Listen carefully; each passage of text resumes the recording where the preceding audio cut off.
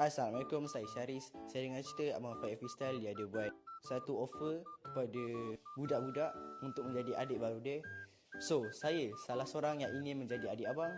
Jadi, saya nak mencabar diri saya, mencarikan gol sebanyak 4 kali, menggunakan boot jarak jauh pada waktu malam, dalam gelap, menggunakan apa cara sahaja, nak shoot biasa ke, macam mana sekalipun.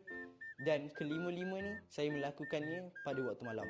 So, apa lagi kita tunggu? Let's go. Okey, sebelum tu, takkan saya nak pakai baju ni kot. Kita tukar baju dulu. Macam ni lah. Nak tahu kenapa saya pakai baju Selangor? Sebab saya berusia 14 tahun dan saya tinggal di Selangor. Okay, so apa lagi kita tunggu? Jom kita start. Okay guys, saya di sini.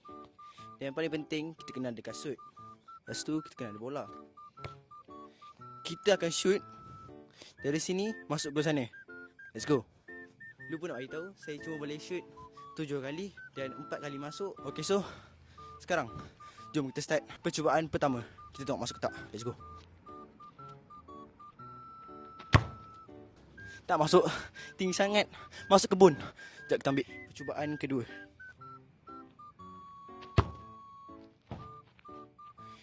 So tadi percubaan kedua, ni ketiga.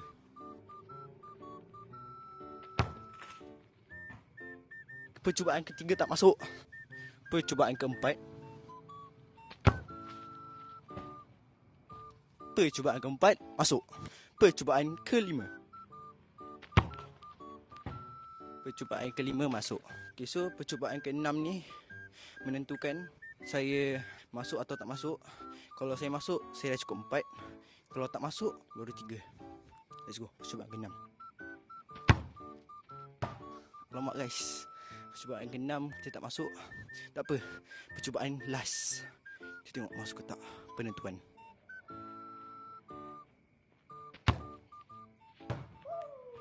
Percubaan ke-7 kita masuk. Let's go. Dan saya harap Abang Faiz pun terima saya sebagai adik baru abang. Terima kasih. Okay, thank you for watching. Bye.